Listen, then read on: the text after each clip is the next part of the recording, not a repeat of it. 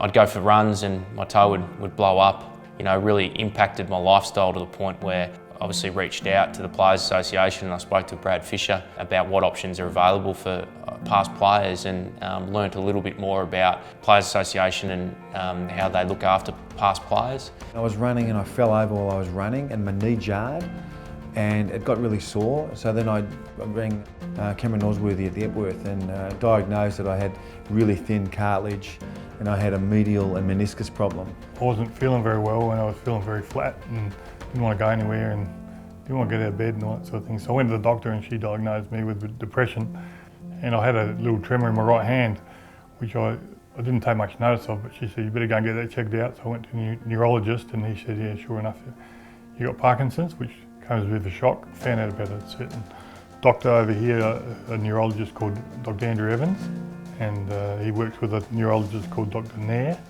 and between them I had 3 or 4 trips over here to meet them and to see if I was suitable for the surgery. But it was a difficult decision because I wasn't sure how I was going to afford it, and if it wasn't for the AFL Players Association I wouldn't have been able to afford it at all. Got a strong connection with the AFLPA, of course, and I fully understood that there was programs that existed, but I didn't really understand what the programs were. I called Brad Fisher at the Players Association and just said what my situation was, and then it all started to roll from there. The Players Association were fantastic in funding the whole process. You know, my accommodation, my medical expenses, the cost of the operation.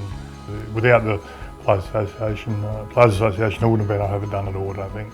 Hospital fees, I think anaesthesiologist fees, amongst other things, you know, consulting fees with Cameron Osworthy at the Epworth. So I just kept my receipts, sent my documentation in, filled out the documentation, money in the bank. Fantastic. For all those past players, whether it be recently past or long time past, I urge you, contact Brad Fisher. He's the head of the alumni program at the AFLPA. He was always available to talk to, and you know the costs were reimbursed within 14 days as well. So it was a fantastic process and something that the Players Association have done a really good job with the new CBA.